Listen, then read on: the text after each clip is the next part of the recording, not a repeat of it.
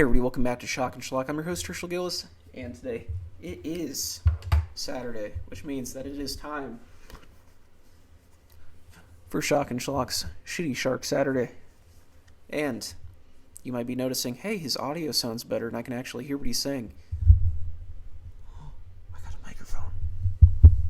Yes, I did get a microphone. Using a new camera too. I'm using my computer's camera today that is built in, so I may look a little blurry.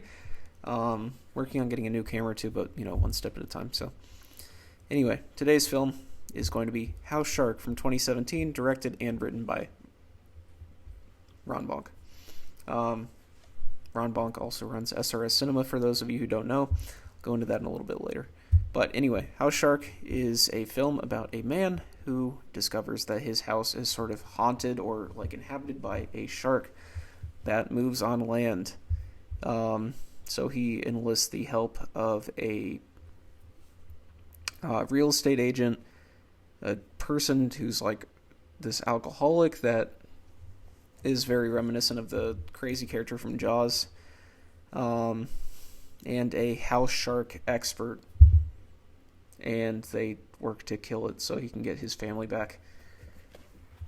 You can't hear me very good in that, so I'm going to take it off just like always. Yeah, the film doesn't really go anywhere that you wouldn't expect, but that's okay. This is a film that I actually quite enjoyed. When you watch these shark movies, some of them are good, most of them are bad, and most of them are not even like fun bad, they're just bad.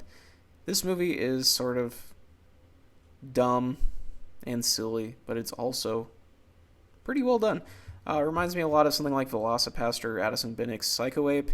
Doesn't take itself super seriously. It's definitely not a film that's like intended to be so bad that it's good, but it's a film that definitely accepts the fact that it's a low-budget B-movie, but with a little bit of a twist here, that there is a lot of talent coming from other shot-on-video and, indie film people in this film.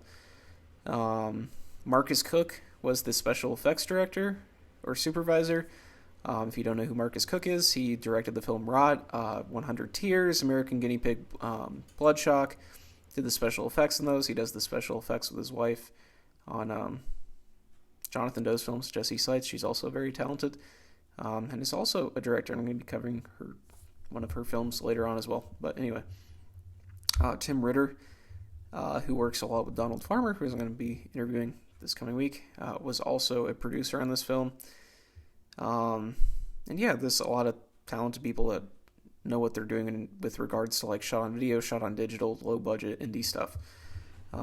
This film definitely shows that. The special effects in this, not great overall, but the shark itself looks pretty good. It's very silly looking, but it fits the bill and is what we all want from a film like this. At least it's not CGI, it's full practical. The rest of the special effects, it sort of ranges from being like low budget looking blood spray and stuff, practical stuff mixed with CGI blood effects that go on top of it, which I'm never a huge fan of. That's one little thing that I didn't care for about this film. But the writing on this is actually pretty decent. This is a very funny film, actually. I was laughing out loud several times.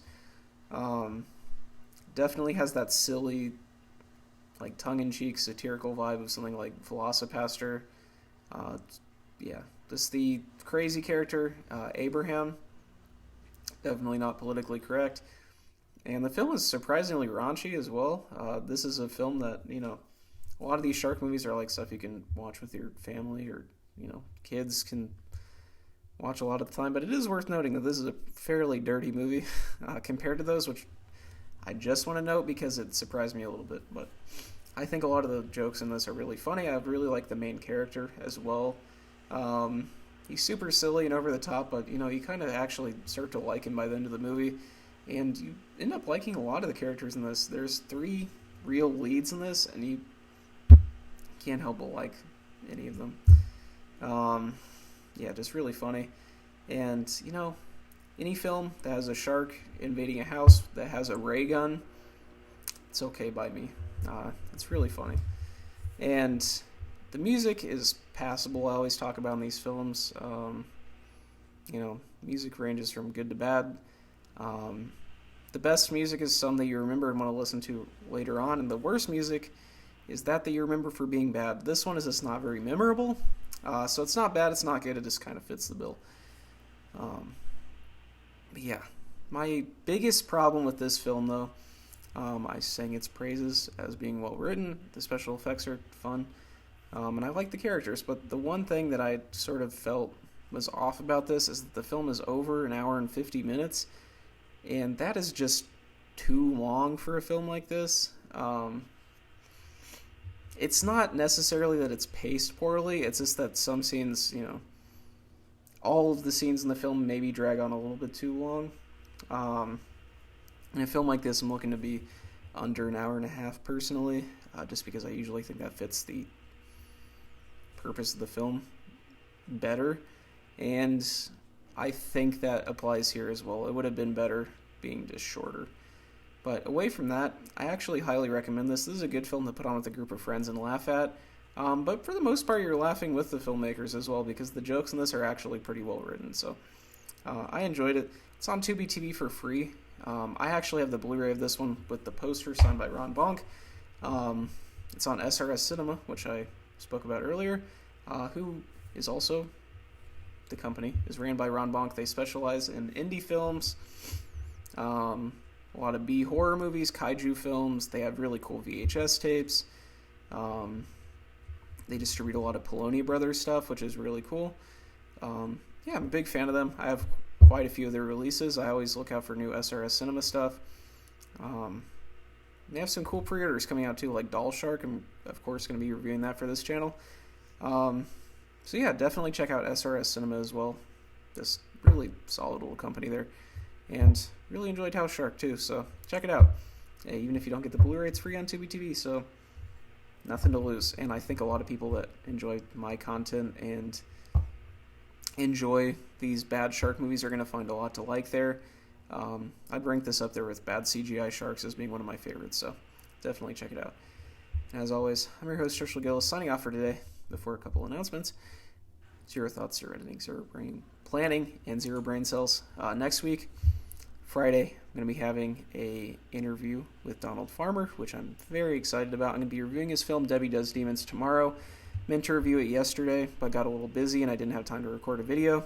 Was going to in the morning, but then saw that my microphone was coming that day, so wanted to wait on that. I'm going to be reviewing Jonathan Doe's new film, Defilement of a Porcelain Doll, on Monday as well. Got the screener of that from Jonathan, and excited to talk about that too. And next week I'm also going to be releasing some Banana Box stuff with new art by Odd Art. She's also doing stuff for a special December release of all of our previous films with new holiday-themed stuff that's only going to be available during December. A lot of cool stuff there. Lots of stuff to look forward to. Keep your notifications on. Follow me on Instagram, follow Odd Art on Instagram, and follow Banana Box Releasing on Instagram. Always leave those links down in the description. And make sure to subscribe if you haven't already, because I got a lot of cool stuff coming. So thanks, guys, for watching. As always, I'm Herschel Gillis, signing off for today. I'll see you guys tomorrow. Thanks.